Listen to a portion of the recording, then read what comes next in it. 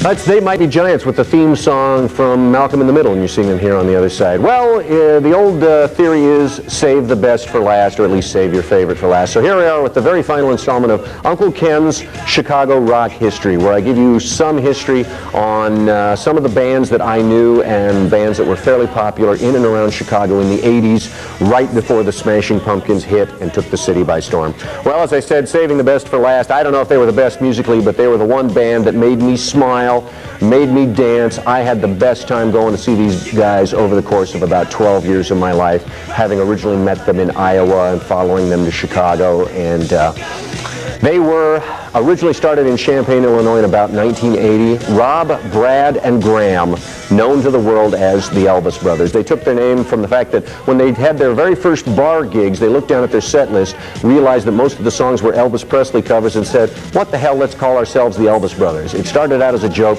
but it lasted them through their entire career. The music that they wrote was a conglomeration of the music of the Beatles, the music of Cheap Trick, the music of Elvis Presley, a little touch of rockabilly, and a whole lot of stupid thrown in to the mixture. They were best known for their stage shows, which involved more jokes and more antics than music sometimes. Their most famous stunt, in my mind, was the night that Brad Elvis tied one piece of rope around all of his drum kit, and at the end of the show, threw the rope up over a bar, pulled his drum kit up into the air, and sent it swinging, hey kids, sorry, the show is over. One of their other more famous stage antics was a little thing that they like to call the Wet Your Pants contest, in which they would invite a member of the audience to come on stage, and if he or she could wet her pants in public, that person would win a big prize. They stopped doing the contest after someone came on stage and actually did it. They toured throughout the Midwest in the United States, released 2 albums for CBS in the early 80s. Their first was called Movin' Up. Their second was called Adventure Time, produced by Adrian Belew. They toured with Cyndi Lauper. They toured with Billy Idol. They toured with Big Country. When the Clash played the Aragon Ballroom in Chicago, the band that opened for them, the Elvis Brothers. I had so much fun seeing these guys night after night after night. They always entertained me. I always had a good time.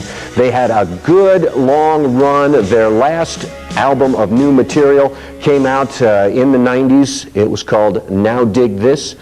In just moments, you'll be seeing Motormouth, the song that was the lead-off single from that album, and was also the theme song of The Other Side for a good long time. These days, Rob Elvis put in some time with Ralph Covert and the Bad Examples. Graham Elvis has moved to Nashville to pursue his musical muse in that city.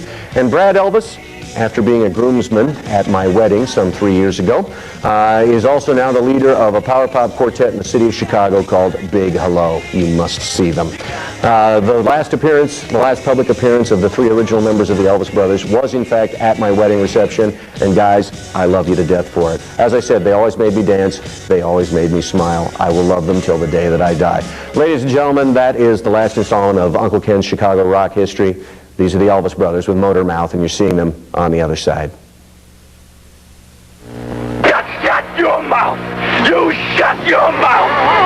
Shut your mouth! You shut your mouth! Shut your mouth! You shut your mouth!